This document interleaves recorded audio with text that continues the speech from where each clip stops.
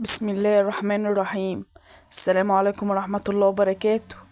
ازيكم حبايب قلبي، عاملين ايه؟ يا رب تكونوا بخير. النهاردة جايلكم بأكلة بسيطة خالص ومش مكلفة وسهلة وسريعة وحاجة كده بسرعة بسرعة يعني. بصوا دي النهاردة هعمل لكم حواوشي. بصوا انا جايبة هنا 4 بصلات، 4 بصلات مش كبار ومش صغننين.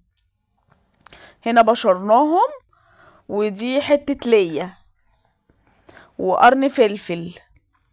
بصوا،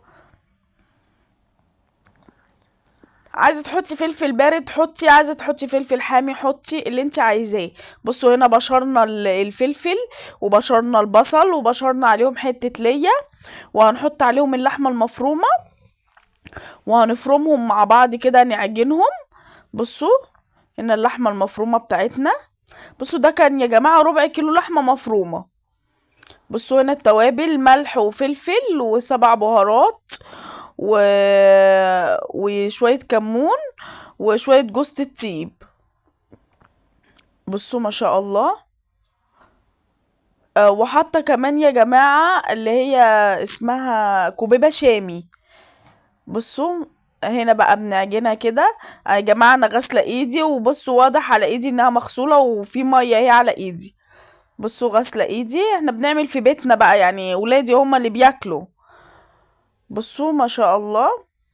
بتعجنيها خالص كده عشان تدخلي البصل مع مع اللحمة مع كل حاجة. بصي لو عندك بقى الكبة بتفرم البصل وكده افرمي. بصوا هنا بنحشيها بقى جوه العيش. بصي بنحشي هنا اهي. بصوا بنحشيها جوه العيش، نحط كورة كده ونحشيها جوه العيش. هي كورة بسيطة كده ونحشيها جوه العيش. انا ما شاء الله ربع كيلو اللحمة دوت بيعمل لي 7 ترغفة، 6 رغفة كده. بصوا ما شاء الله.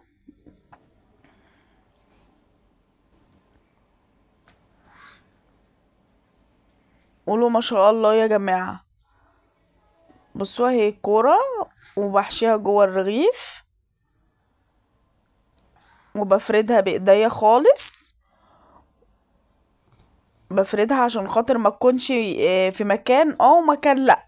لازم بفردها خالص وبعد كده بدوس على الرغيف من بره عشان لو في حتة اعلى من حتة تتزبط. بصوا نفردها كده عشان كمان في السوا تبقى سواها سهل، يبقى السوا بتاعها حلو. بصوا احنا بنفتح الرغيف حتة قد ايه.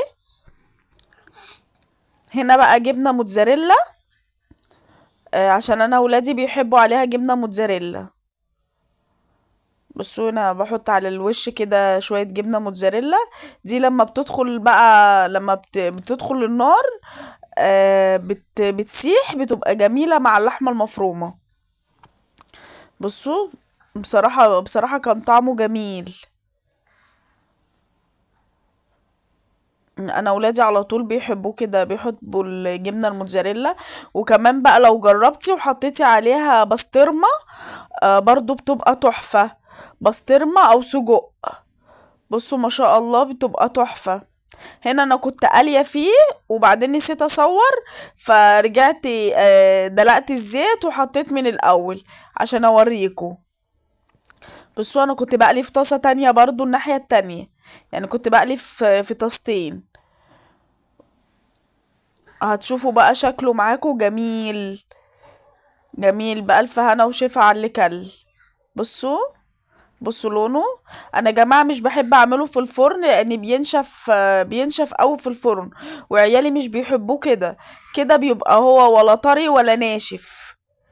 بيبقى ولا طري ولا ناشف، بيبقى حلو كده يعني.